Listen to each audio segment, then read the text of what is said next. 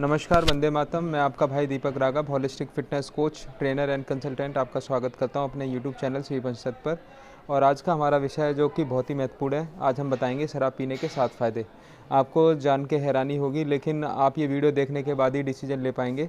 और मैं आप सबसे अनुरोध और निवेदन करना चाहूँगा, अगर आपके पास 5 से 7 मिनट फ्री हैं एकदम और आप एकांतिक हैं, तभी इस वीडियो को देखें, तभी आप इस वीडियो को पूरी तरीके से गहराई से समझ पाएंगे और डिसीजन ले पाएंगे।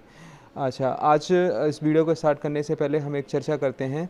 आज एक बहुत बड़ी बहस हो रही है मीडिया में, पूरे भारतवर्ष में। आत्मनिर्भर भारत अभियान चला हुआ है, जिसके लिए 20,000 करोड़ रुपए का एक फ़ंड आया हुआ है, जो कि एक विदेशी कर्ज है, और उसके ऊपर चर्चाएं चल रही है।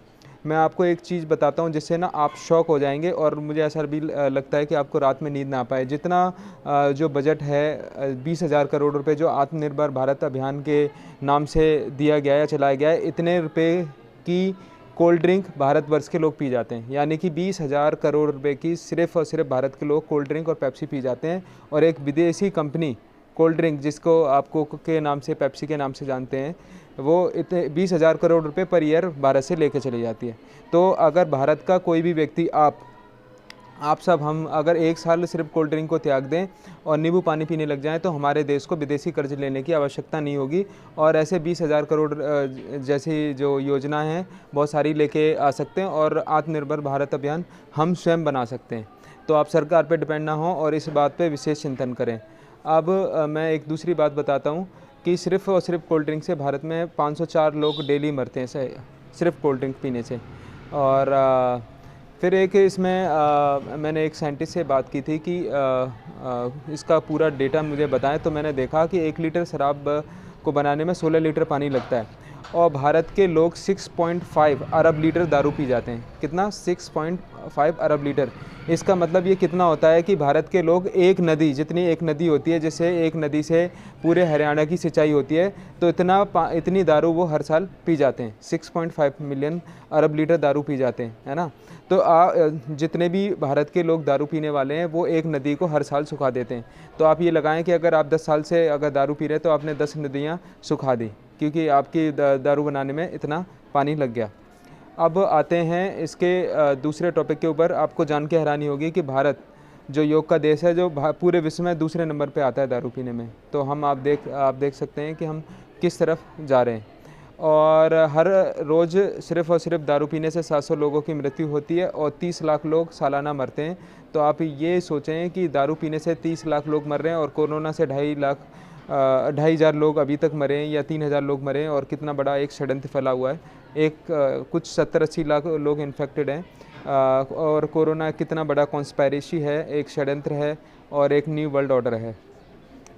तो एक चीज़ और मैं आपको बताना चाहता हूँ जो आपको नहीं पता होगी। भारत का कोई भी व्यक्ति दारू नहीं पीता, या उसको दारू ज़बरदस्ती पिलाई जाती है, उसको उकसाया जाता है बॉलीवुड के माध्यम से, कुछ पॉर्न मूवी के माध्यम से। कुछ लोगों ने ऐसी चीज़ें बना दी हैं, कुछ एप्लीकेशंस बना दी हैं, जिससे लोगों को एक थॉट बना दिया, एक ब्रेन वॉश कर दिया है एक इंटरनेशनल मीडिया ने, जिसमें हॉलीवुड भी है, बॉलीवुड भी है। और हॉलीवुड ने ऐसा इसीलिए किया है क्योंकि उसको इंडियन मेडिकल एसोसिएशन, यानी कि जो मेडिसिन बनाने वाली कंपनियां हैं, वो उनको एक बड़े लेवल में फ़ंड करती हैं। आपको एक चीज़ और मैं बताऊंगा जिससे शायद आपको शौक लग जाए, कि अगर भारत सरकार अपना पैर पीछे खींच ले और वो देश कह दे कि हम देश नहीं चला सकते, तो भारत की सिर्फ मेडिकल कंपनियां, इंडियन मेडिकल एसोसिएशन पूरे भारतवर्ष को चला सकती है। उसको 1 रुपये भी लेने की ज़रूरत नहीं है, क्योंकि भारत की सिर्फ मेडिकल कंपनियां $3 ट्रिलियन कमाती हैं पर ईयर। उसमें कुछ विदेशी भी हैं, कुछ भारत की भी हैं, और इसमें विदेशी ज़्यादा है, 90% विदेशी हैं, 10% देसी कंपनियां हैं। और इतने बड़े अमाउंट में पैसा वो लेके जाती हैं, और वही पैसा वर्ल्ड बैंक के माध्यम से हमारे देश को चलाने के लिए मिलता है। अगर हम मेडिकल इंडस्ट्री में एक बूम कर दें और एक अंडरस्टैंडिंग कर दें, या सारी मेडिकल एक हो जाए और इंडियन मेडिकल एसोसिएशन चाहे, तो भारत सरकार को साइड करके पूरे देश के हर चीज़ को स्वयं चला सकती है। ना उसे कोई टैक्स लेने की ज़रूरत, ना कुछ ज़रूरत, सिर्फ तो सेम वही चीज़ें करनी है। तो आप ये सोचें कि भारत आप किस तरफ जा रहे हैं, और भारत किस तरफ जा रहा है।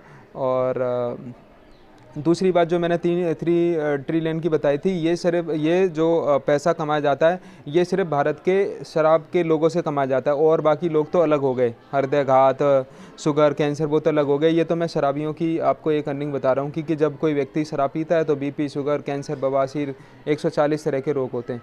तो आप देखें कि सिर्फ शराबी लोग इस देश को चला सकते हैं, और चला भी रहे हैं, जो मैंने कैलकुलेशन लगाई। इसीलिए शराब इतना प्रमोट हो रही है भारत में।